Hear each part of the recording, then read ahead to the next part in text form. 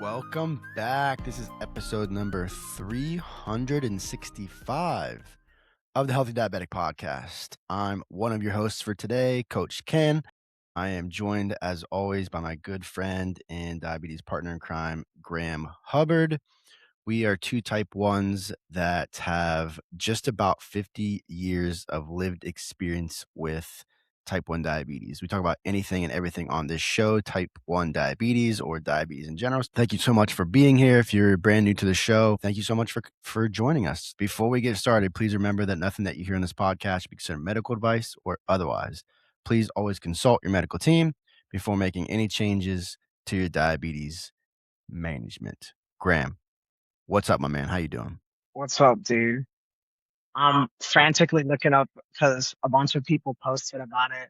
Apparently, there's some conference where they were speaking on diabetes, and a bunch of people were removed from an ADA conference. It looks like in New Orleans. Do you know anything about what I'm talking about? In New Orleans, or this was the New York one that just Was happened? it was it in New York? Yeah, the So it conference, the says ADA conference this year is in New York.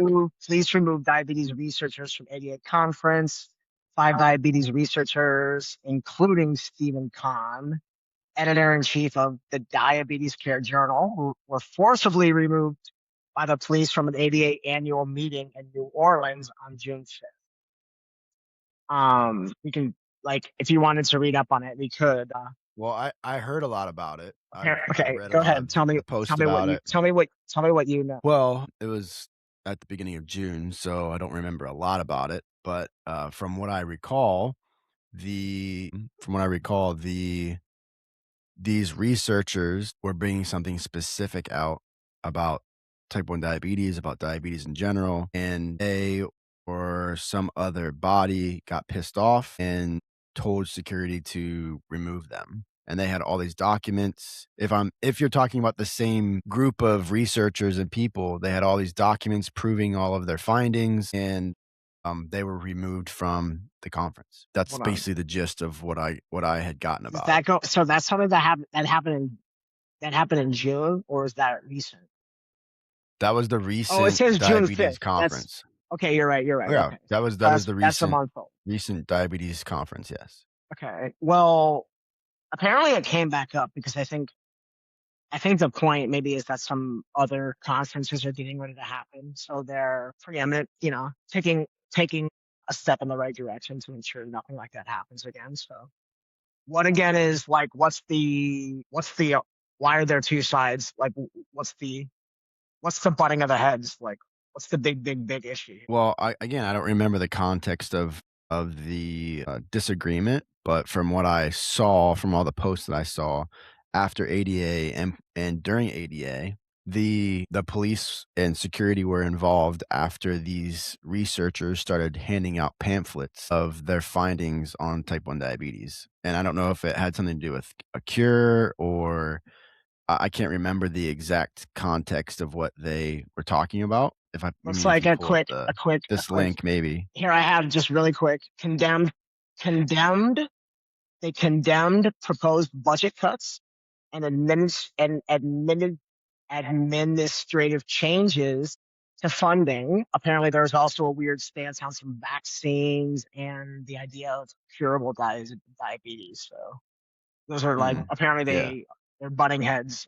Um, diabetes care, diabetes care yeah, journal. Because, like I said, yeah, that's the editor in chief. That's who Stephen Kahn is. I guess I've heard that name before. yeah. So that again, this is something that came out during the conference that these individuals, the researchers, are saying we need to have better stance on from the current administration on insurance or on, the policies that we have in place for chronic conditions. And they also supposedly were claiming that they can cure type 1 diabetes without medications with just like, and maybe it wasn't even type 1 diabetes. It was just diabetes, right? So you remember how people, they lump type 2 and type 1 together all the time. Even the Mhm, politicians do. And I mhm. think that it's a hard piece to swallow for me, for someone who lives with diabetes, doing what I am doing and what I really want to do, how I want to screen off the rooftops that the conditions aren't the same, but the principles on how you take care of them are the same. The only difference between type 1 and type 2 in terms of how you really take care of it is medication based, right? Because most type 2s aren't insulin dependent and type 1s are insulin dependent. But on both cases, you still should exercise every day. It's gonna heighten insulin sensitivity. You should still stay hydrated every single day. It's gonna heighten insulin sensitivity. You still need a lot of sleep. It's gonna heighten insulin sensitivity, right? And decrease insulin resistance. You still have to eat well. You still have to, you still have to do all the things that we're doing in type 1 diabetes as a type 2 diabetic. So the mechanisms and how both conditions work are 100%, yes, somewhat different, but the principles on how you live your life, I don't believe are really any different. And that's the same for any person out there, whether it's a chronic condition, not chronic condition. Like, looking at all 5 pillars, that's why I created it that way, because it's not just about living with type 1 diabetes, it's also about how should you kind of go through your life. You need to have your identity in place. You need to be able to make good, confident decisions about what's going on in your life. You need to have good routines and consistency in your habits and what you're doing in your life. You need to, have good nutritional habits and understand how, what the foods that you're consuming are doing to your blood sugar and how they're affecting your health. And you have to exercise and sleep and drink water. I mean, those five pillars for me, they're so powerful, and it goes to the same context of this, regardless if we're talking about curing type 1 diabetes, curing type 2 diabetes, curing LADA, curing gestational, it doesn't matter. It's about how you live your life, I think. And and the interesting thing when I hear about this stuff, for me, is we as type 1 diabetics get triggered. We get triggered when someone says, "Oh, I can cure type 1 diabetes." It is an autoimmune condition, just like you can't cure Hashimoto's. Now, what you could potentially do is maybe put it in remission by good quality lifestyle, by getting the right things in your life. I don't know what those things are. So I'm not going to sit here and try to say that there's things that you can take to cure all that stuff. But what we can understand is the more healthy you are, as a type 1 diabetic, the healthier you are, the more stable your blood sugars, the better your A1C is going to be, the more stable your diabetes is going to be. And you're ultimately going to live longer. And you're going to be more, and you're going to like, and you're going to be healthier, and you're not going to be in this perpetual emotional roller coaster. I don't know. Like, that was a big rant that I just went on, but it does trigger me. It does trigger me when someone says that you can cure type 1 diabetes. I I also just jumped right into a random news story, so I apologize. We can go back and update each other and say hello. And sucks USA lost No, no, yesterday. it's fine. It, What's your thoughts about this? You read the article, you brought the article to our oh, attention. Like, what's your thoughts about this? what was the article again? Yeah, it- I I I put it in there because of a conversation we had last time that I thought it was diabetes. The talk of diabetes seems to be much more mainstream, and I thanked Dexcom for that, and Libra for ads all over mainstream. They're dumping a lot of money into that. It just seems a lot more things are happening that are putting diabetes on the tip of people's tongue. So I was happy to see. There's no bad press. There's no bad press when it's something like that, especially two people standing up for what they believe in. So those fights happen all the time. I wonder. I guess that's the question. I would need to dive into it too. I think it's why was it public? I asked myself that. Why was it public? Because it was at a Um, diabetes conference and someone is saying that they can cure type 1 diabetes. That's why. And someone's challenging the current administration. So the ADA doesn't want to get heat from the administration but so because of the all the things I ADA gets listed, hold on. money gets money from the administration. Of all the things I listed, that your your read is that one specific fact. What? Like I said I read a number of things that they were alluding to, and your read is Well, simply I that. if this is the same situation that I heard about on social media, then yes, 100%. ADA is not gonna want that being distributed at their conference by someone that's not a I don't even remember I don't remember if these 2 were even a speaker at the ADA or if they just showed up. Yeah, it said So it said it said that something about becomes a keynote. because that Okay, becomes the question. That becomes and we can move on after this. That becomes the question, right? Because think about it from this perspective. You're the American Diabetes Association. You get direct funding from pharmaceutical companies, from the government, from Coca-Cola, from whatever it might be. You get funding from all kinds of different type of industries and all different types of organizations. If one of my the people that are funding my organization, I'm running a conference and people are spouting about things need to change, we're not going to sit here and say right or wrong. We're just talking about this. Like if things need to change and these 2 people or these individuals are saying that against a donor, do you think that's going to go over well if ADA didn't step in or if security and police didn't step in? No, it's not. It's not going to go well, right? So it's just the nature of the beast. Regardless if these individuals had actual proof or what, that's the nature of the beast.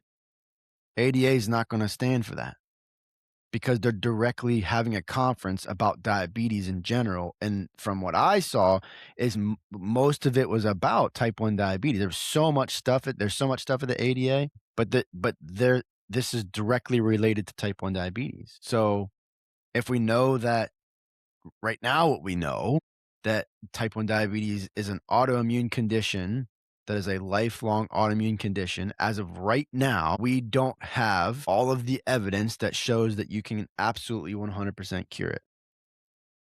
I think we're closer than we ever have been to potentially having a cure in whatever way that's going to end up being. But I think that's the big thing. And there was so much talk at ADA about the cure. So much from Eledon, Vertex, like all of the companies, the pharmaceutical companies that are working on a trial are in trial right now to try to cure type 1 diabetes. Do you think that those people or those companies that are probably funding a lot of the ADA are going to want individuals passing out flyers and talking to people about like this type of stuff? I don't know. This is how I feel about it. wanna give me a second to throw something at you because you Mhm. shook me for a while because this is where my brain went. Something I had read about deep in some nerd ass shit, but I remember I stashed this for a conversation. Have you ever heard of like we essentially proving type 1 diabetes with like autoimmune markers, or like you can prove it with your clinical history and say that, I have an autoimmune deficiency. You can actually take like blood tests to prove it. I had like a horror thought that, if that confusion, if that line continues to be fuzzy, it's going to be pretty difficult ground for us to navigate moving forward. I was, So like, hold on. I was thinking, if say I got down to very minimal insulin and I started taking Ozempic, what's someone to be like, well, you have type 2 diet. That's just type 2 diet, right? Like, which in a no, it's way, not though. hold But on, it's I'm just not. saying, It's not. hold on. But if you listen to the rhetoric, and I'm not being political, if you listen to the rhetoric of this administration or an RFK, it's just, people believe. Whatever they want to believe. Have you ever seen an online argument of someone defending the fact that type 1 like doesn't exist? You No, ever, because dude, only someone that's uneducated, I've only seen a someone real, that's I saw a real one. uneducated, It was not wild. an idiot, not someone that doesn't know what they're talking about. Someone that's uneducated is making a comment just like that. Just like I would never make a comment about Some Hashimoto's some or people might any other autoimmune condition because I don't live with it and I don't know much about it. some people might say RFK is uneducated to be the director, to be the. I don't They want to might go say down that Trump is. I'm political just saying. because Hold on. hold on, just saying, because I, believe it or not, got a note from my insurance company that they have me listed as type 2. And you don't just like call a number. I have to like now send a note and be like, no, I have type. Okay, so how does it that's RFK's fault? That's the administration's fault? I'm just saying what I've never in 32 years had to submit proof that dude, you, again, there's a literal test. There's a test out there that I can take. For what? You know what GAD 65 or IA2 is? They're antibody, Okay, so you're talking they're about antibody antibody tests. antibody tests and things like that. Yeah. So Okay, you get so let's pause for 1 second because I need to say this. You're using specific words that I think that we need to navigate here. When we say there are specific tests that can prove that you have type 1 diabetes, those tests don't exist. They okay. do not That's what I thought. exist. That's what I thought. Yeah. Okay. But what does exist is tests that can put us on the right direction to make a confident decision on what you might have type 1, prediabetes, type 2 diabetes, LADA. But you can take an autoantibody test. And if you have, I believe it's 2 or more markers for type 1 diabetes, they say that you potentially will get type 1 diabetes at some point in your life because you have the antibody markers. That doesn't mean you're going to get it. I've literally talked to parents on this podcast before in the last 5 years, almost 6 now, that they tested their kids, and I've heard it on both sides of the coin. They've tested their kids, and their kids had more than 2 markers and never got type 1 diabetes. And on the other side of the coin, they tested their kids and they didn't have more than 2 markers and was type 1 diabetic later on sometime that year. So it doesn't mean that you're going to get it or not going to get it. It just gives some information. Just like an A1C test gives us some information on what might be going on. So that's one thing. C-peptide test is another test that we can take that we've talked about before that I think should be gold standard at when someone's coming in with elevated blood sugars and high A1Cs. C-peptide tests. It's not telling us type 1 or type 2 diabetes based off of that information. It's just giving us some more information. So if I'm not diabetic, type 1 or type 2, I come in with symptoms and they do a blood sugar test. Oh, your blood sugar is elevated a little bit.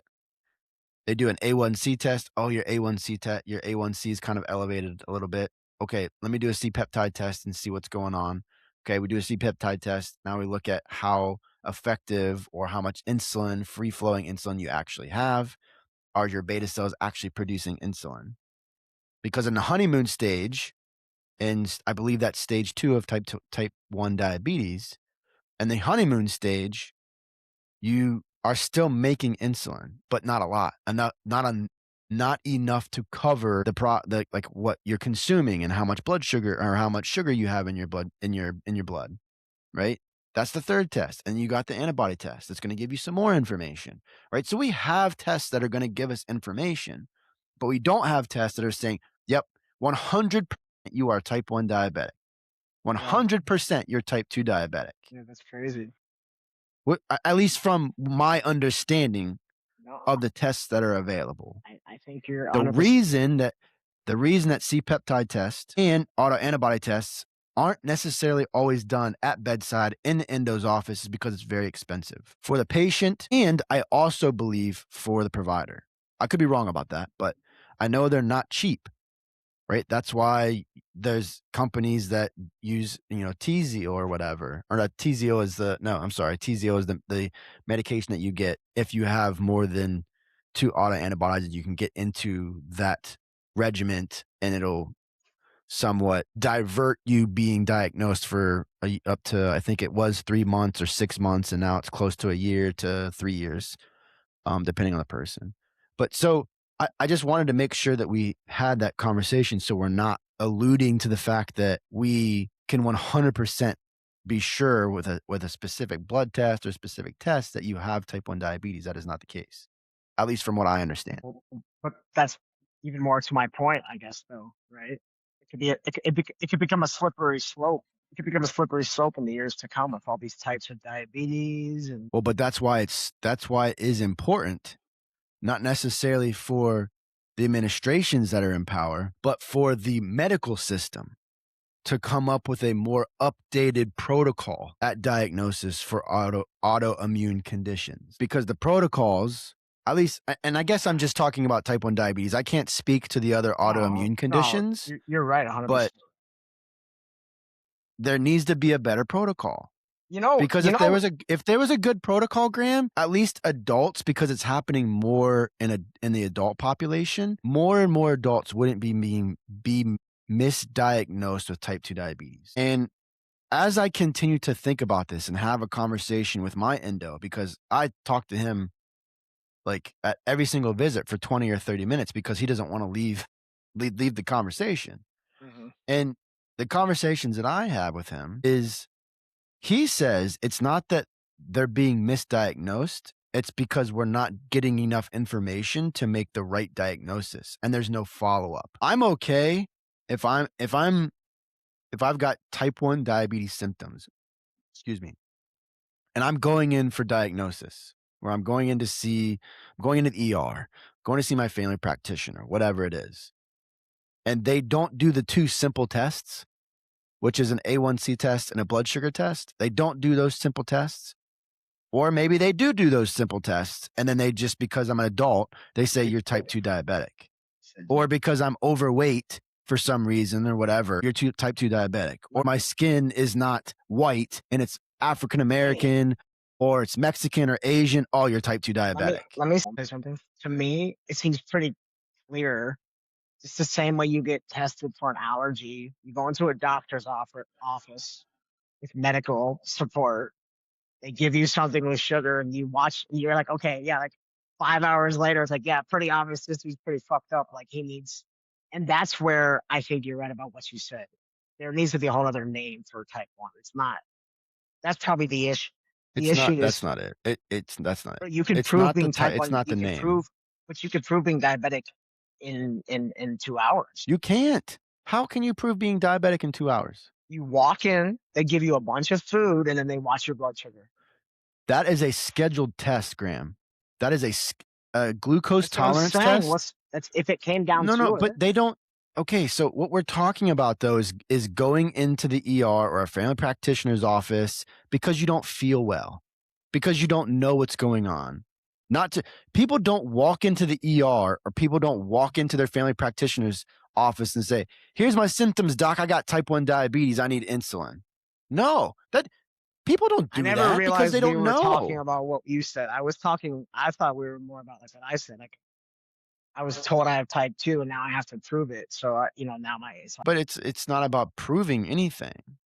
Right? They can 100% do a glucose tolerance test. And I know a lot of people that they've done that with. A lot of people. oh, they But do? that Do they do that? yeah, Glucose 100%. tolerance? Like endos will do it. That's cool. Family practitioners will do it. I If didn't you know that. have some symptoms of blood sugar problems, Okay. right? They 100% will do it. But what I'm saying is like the diagnosis piece. The first I would say 2 weeks, that's the window that we're missing because I go into the family practitioner, I go into the ER, I have some symptoms, and automatically, whether they're doing a blood sugar test and an A1C test or not, regardless of what that test is, if it's elevated, the number one thing they're going to because they haven't changed any of the policies is this person's probably type 2 diabetic.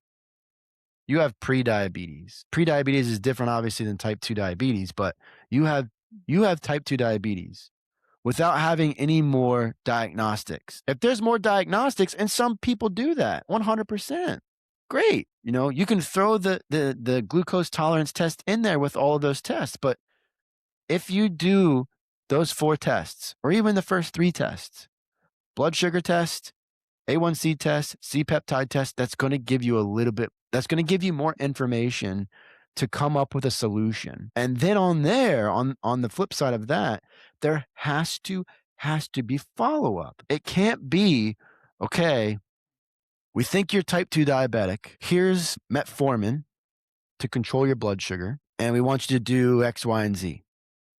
We'll see you back in 3 months. That can't be that can't that can't be the protocol. The protocol needs to be, okay, we think you're type 2 diabetes from the diagnostic tools that we just did. Cool. Okay. We want you to take this medication, track your blood sugar with this glucose meter.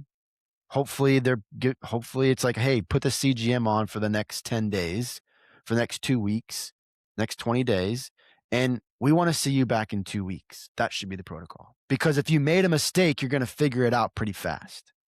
And it's not even about making a mistake, it's just the diagnostic information that you have in front of you. I think you already said it. It's because we're moving away from. It was pretty defined. It was like juvenile diabetes or you're heavy set and you're type 2. So there was judgment. You made a comment of skin Mhm. color, weight. That happened.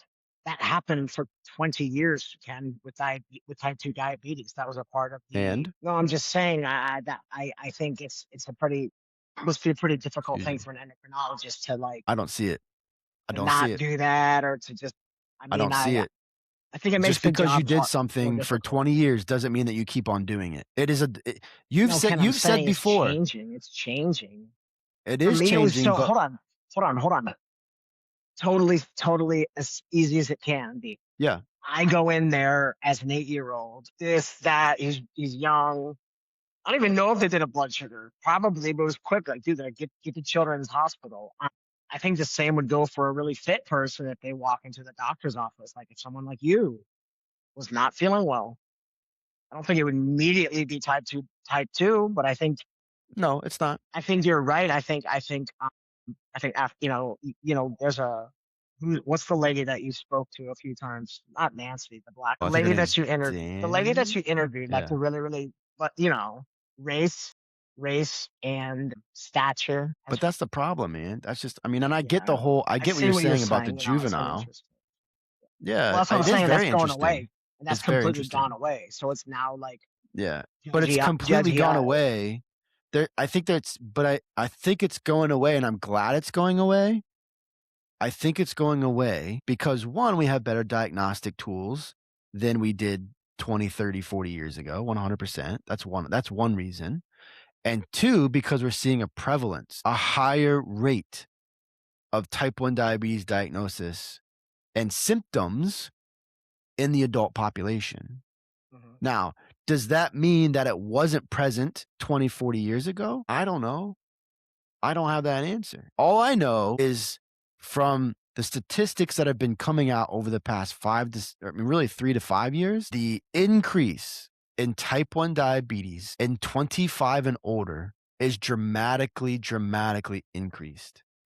I just talked to an individual the other day. He made a comment on one of my posts. 51 years old, just got diagnosed with type 1 diabetes, literally Mhm. like a couple months ago. It's a thing. It is a real thing.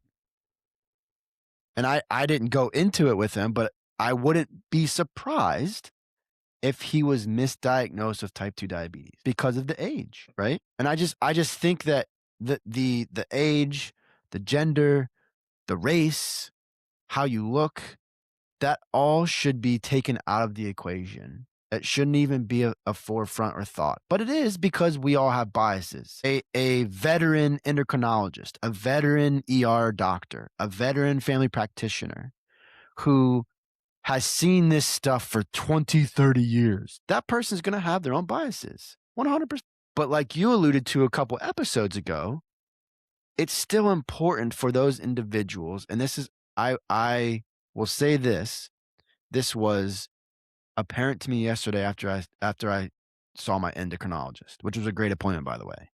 But it's up to the doctors, just like it's up to all of us, to keep up with the research, keep up with their education, keep up with their knowledge and their perspective field, just like any other industry of a career person. I have to constantly keep up and try to read things about fitness because that's what I do all the time. I have to constantly read up, have conversations, and talk to people that live with type 1 diabetes because that's what I'm doing. I'm talking about type 1 diabetes. It's the same with the doctor. My doctor, my endocrinologist, who is amazing, one of the smartest dudes I've ever met in the medical system or in endocrinology. Incredible individual.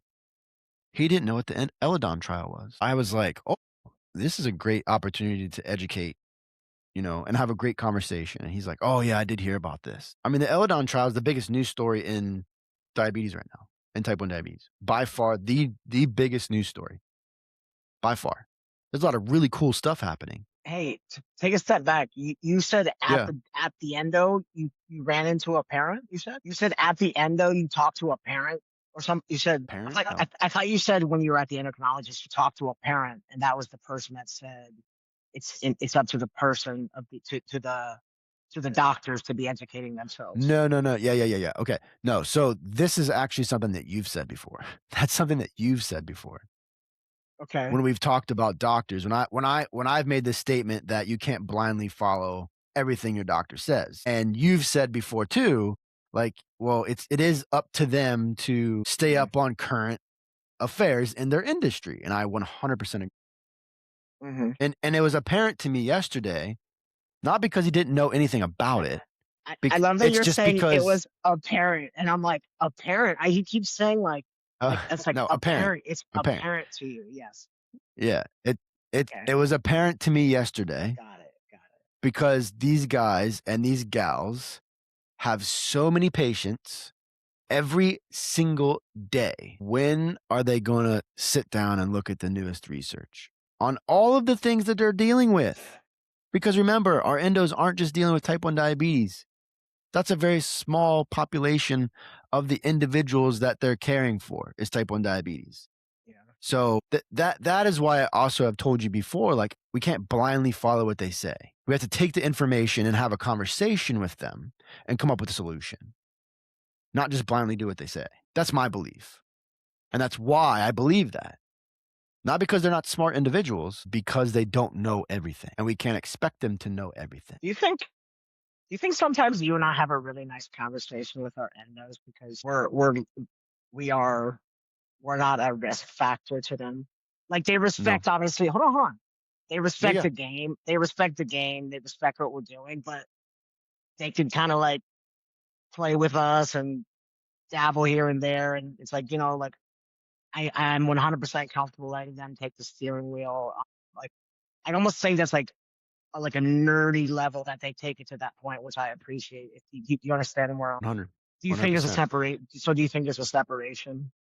I think there could be a separation from their perspective. I'm not gonna speak for my endo in that perspective. But what I can say, what I believe is both of us have really good conversations with our endos because we're prepared and we know what we're talking about. That's it, right? We're prepared for the conversation. Maybe not necessarily like yesterday, I wasn't 100 prepared with all these questions because I didn't have a bunch of questions. But I was mentally prepared because I knew exactly what was been going on with my blood sugars. So when he asked, how's your blood sugars been doing? I have information that I can give to him. Well, X, Y, and Z is happening. This has happened the past couple of months. I think this is the problem, blah, blah, blah, blah. This is how I'm going to try to solve it. And now he has context and he can give me his feedback. Oh, well, have you tried this? Oh, actually, no, I haven't. That's a great idea. Yeah, Thank you yeah. for that. Right. That is how you navigate and manipulate the conversation in the way that's going to benefit you instead of you just sitting there with no information, not having a plan, and they're looking at your blood sugar meter and it's all over the place, or it isn't, or if it's good. And either it is, okay, you're doing great, good job, bye-bye. Or it is like, "Oh, you're all over the place. Talk to me this," and you're trying to navigate them going all over the place because they have no place to start from. They have no context in Well, you're not bringing forth any context for the conversation. they respect that we're not just living it; we're thinking about it. Well, To yeah, I mean, I'm to any 100%, doctor, and I think that everyone's thinking about it. No, we're like thinking. I mean, we're thinking about. You know, we're taking that next step. We're not just like living it and thinking about it. We're going, how could I throw a bomb into the situation just to see if it makes my life 5% better, And that's kind of what happened to me real quick. Yeah. And I texted you on the side this week. And it's funny because I feel bad for my endo, but moving forward, she's gonna be like, "Let's look at your blood sugar, Dad." I'm gonna be like, "It's all on the machine, man," because I am not messing with that. Dude, just on a whim, I threw a Libre. I don't even know what I don't give a shit because I'm not gonna use it. I again, we talked about that. Dude, I hate it, hate I it, don't hate it, care. hate it, hate it, Like, it's hate it, man. Hate at the end of the everything day, about it's it. what you wanna do. At Oof. the end of the day, and that's what I told you when we were texting about it, like, at the end of the day, it's what you wanna do. If you are successful at doing manual blood sugar tests, Dude, by all means, dude, dog. whether or not, listen, really quick, and because I am far from the only person saying this, Yeah, yeah. whether or not there is a workaround, I'm busy. Going through the settings. It is impossible to silence alarms. It will not allow you to see the blood sugar. You have to go into the settings. You cannot operate unless it's under their parameters or whatever. And like, I'm saying, no, like, no, fuck that. Absolutely not. And it's not even I because that is because honestly the alarms are yeah, annoying. It's annoying. It's wrong. yeah. It's like, it doesn't, it just, it's, I agree with you.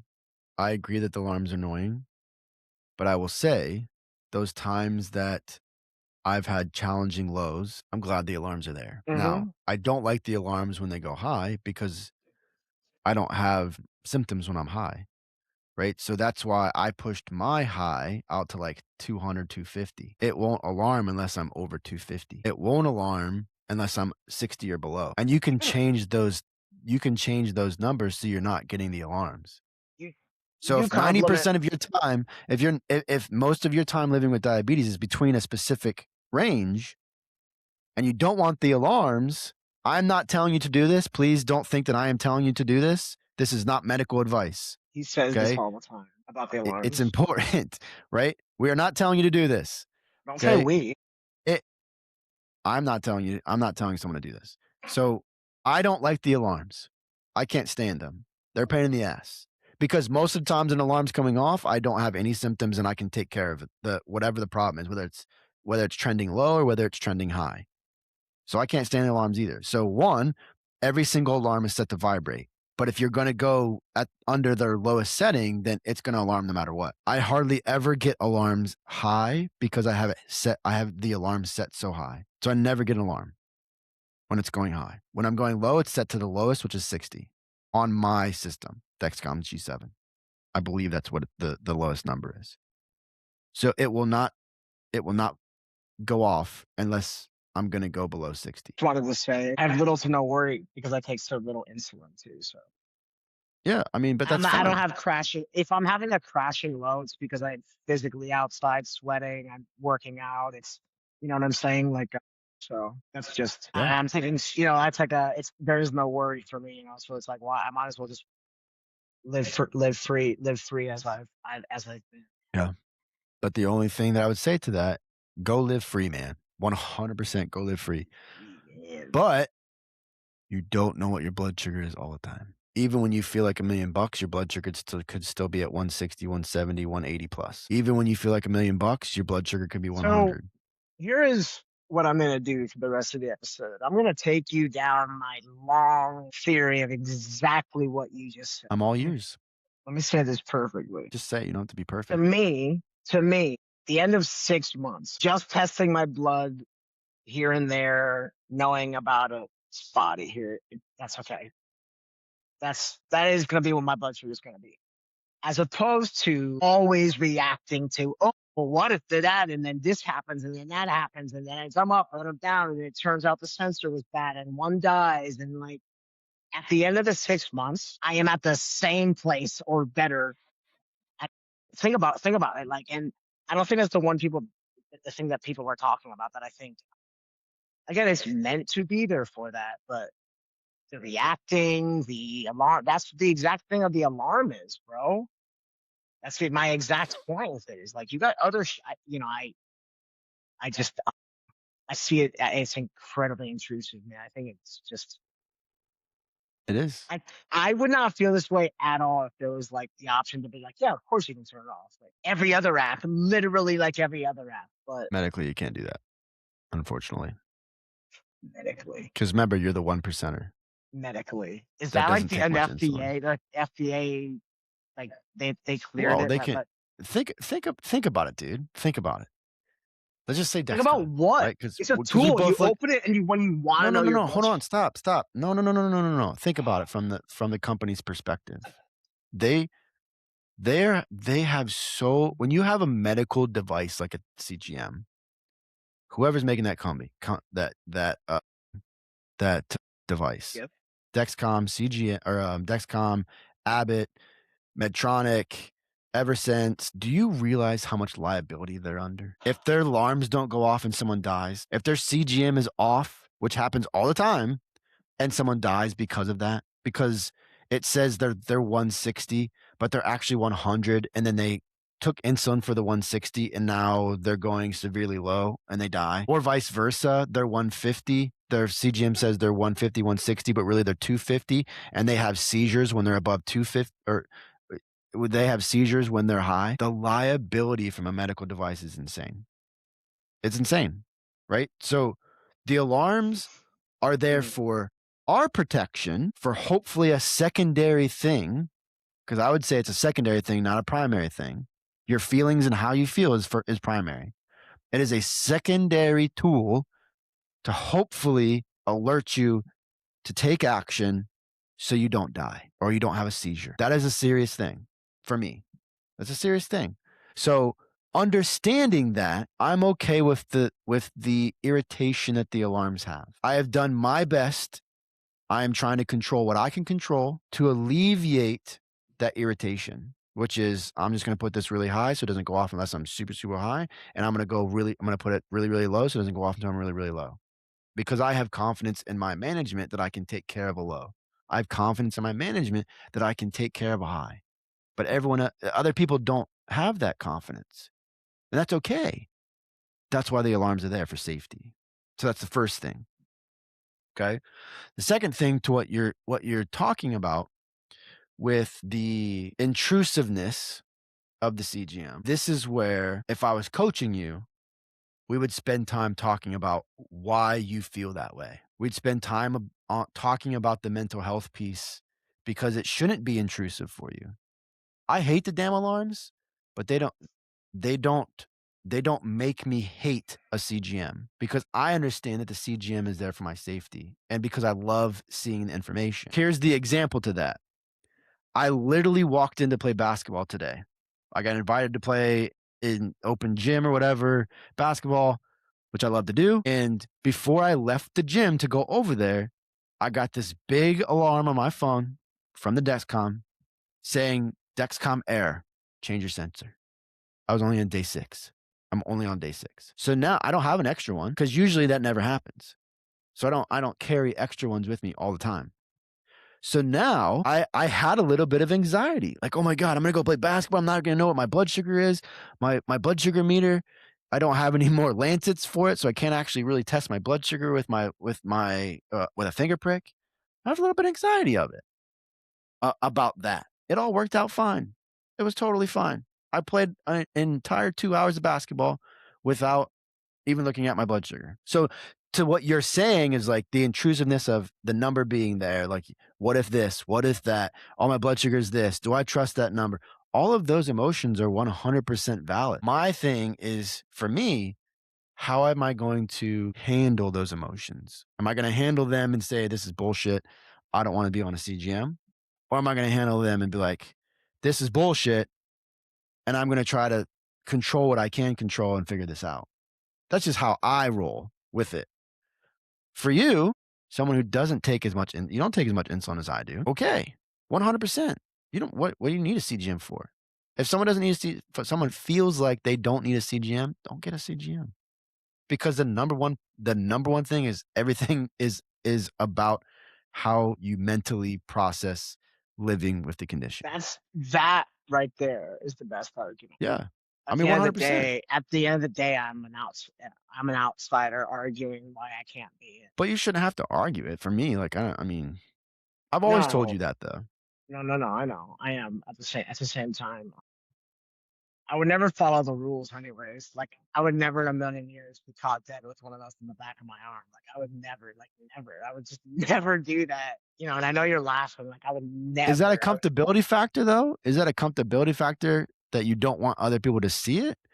Or like what is it? Like that's the I'm gonna be thing honest. that I Hey, would you're wonder. asking. I'll be honest with you. I don't want to be With mainstream what? diabetics. I don't want to be. What I don't what want does to that mean, mainstream diabetics? You're diabetic. type two. Type two. Right. Like Well, you're not somebody who's why would you like be lumped in somebody with who's type 2? like the doctor should have put this on. But that's not even type I'm 2 an diabetic. expert, bro. Type diabetes. We don't talk about this enough. I have a tattoo on my ass that says diabetic. Well, so there, freaking wear that shit proudly, That's my Graham. point, Wear bro. your Like I don't, CGM proudly, man. Come nah, on. I don't wear. Wear all your stuff proudly. Let's go. I live in Florida too. I just there's like I don't know. It's just like something about an arm. You're making so many excuses on why not to wear it. Just don't wear it. You're I not. love you I'm for just saying saying. excuses. You You you asked. That's don't my have to make reason. excuses. I But am. those are excuses. No, I am very. It's like yeah. It's like gross with me. It's like gross with me. I care. It's like I care. Cool. It's like I don't care about You're like doing I the right don't thing care for about what you. people. I don't care about what people think, but in You essence, do. Come on. Come on. Come on. It's I don't know that I okay. really. I don't know that I really want to talk about my diabetes. That's cool. We Amazing. asked the question like, do you go up to somebody with a CGM? Yeah.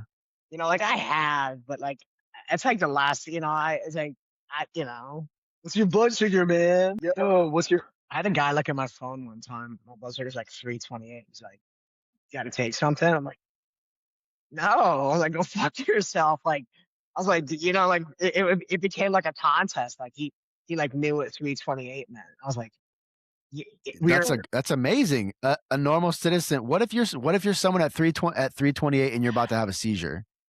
This person knows what to do. he knows I'm 328 because he's looking at my shit. Though. He's like being nosy.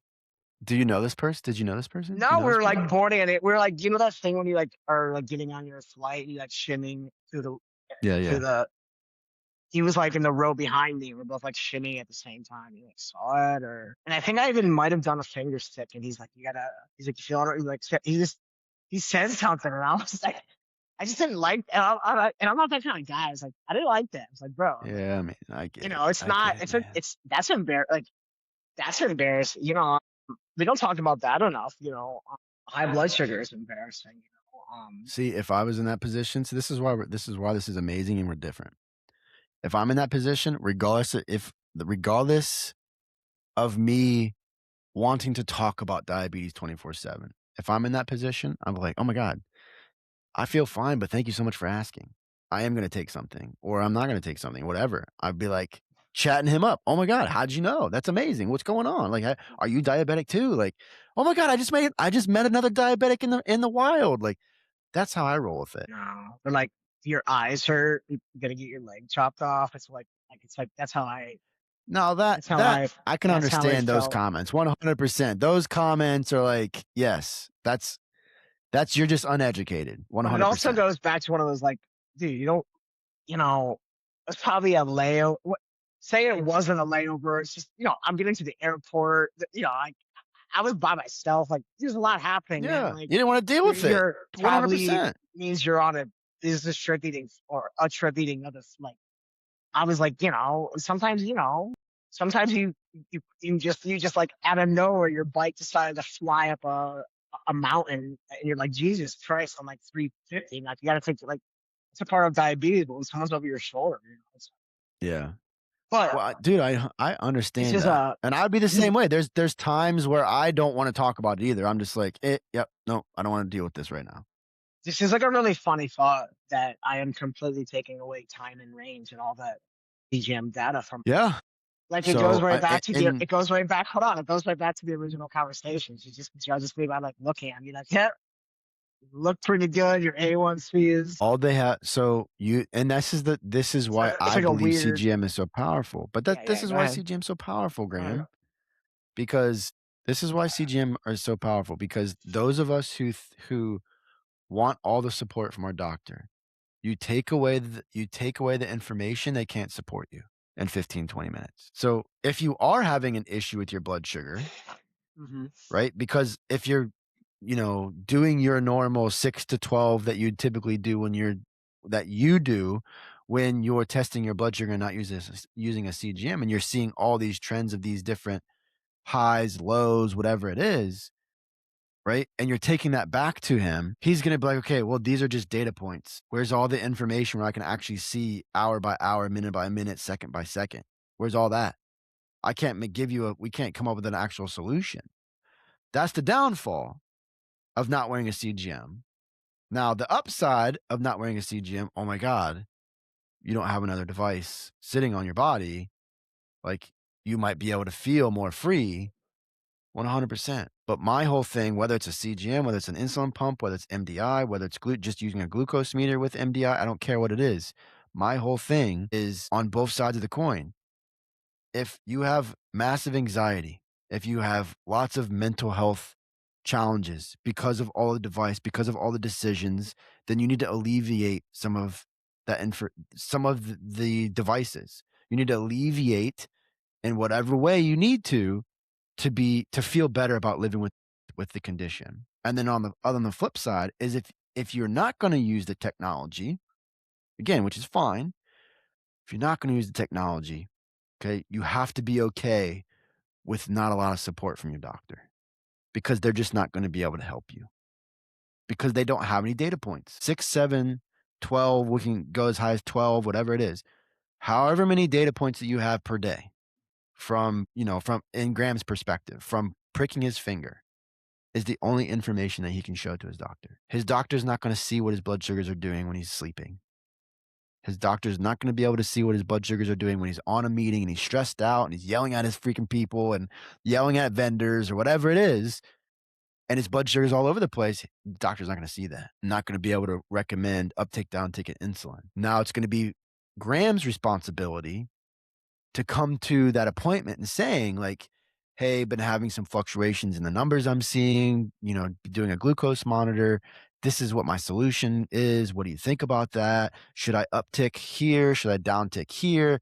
He's going to have information if he needs support. But I know Graham, he's going to figure it out. He's going to be fine. But if he wasn't, how is he going to navigate that conversation? Because if he can't get the support from the doctor, who's he getting the support from? So Graham's lucky because he can call me up and I can tell him, dude, just wear an Mhm. CGM. I'll be like, I'm having an issue. Be like, put a CGM on. Like, thanks, doc. Well, you don't even know what's going on, Thanks. man. No, All Graham's right, gonna do good. man. But all right, guys, we're at the end of today. Again, we hope that you find this information very valuable. Graham and I really enjoy having these conversations, even though we don't always see eye to eye about things. I think that's healthy and that's great because you get to hear two different perspectives, not the same exact perspective talking about how bad or good something is. Right. So that's what we're going to continue to push. Make sure that you're continuing to tune in every single week. We're releasing episodes typically twice a week. We didn't actually release, I think I only released one last week, but we're typically releasing episodes twice a week. And I'm also going to start a new series here soon. I think where this is going to be like 15-minute episodes. And we're going to call this series Diabetes Confessions. So all of the different confessions that I have that I do with diabetes, and Graham might put in his 2 cents in some of these as well. So tune into that. That's going to be coming here soon. Again, just real short snippets of, hey, here's my confession for the day. And I hope that you guys are going to really enjoy that because I'm excited about it. I got some confessions to make with diabetes things that people do that I don't believe in, and things that I maybe do that is not a normal thing. So, yeah, I'm excited about that. Thank you so much everybody for listening, and we will see you next time.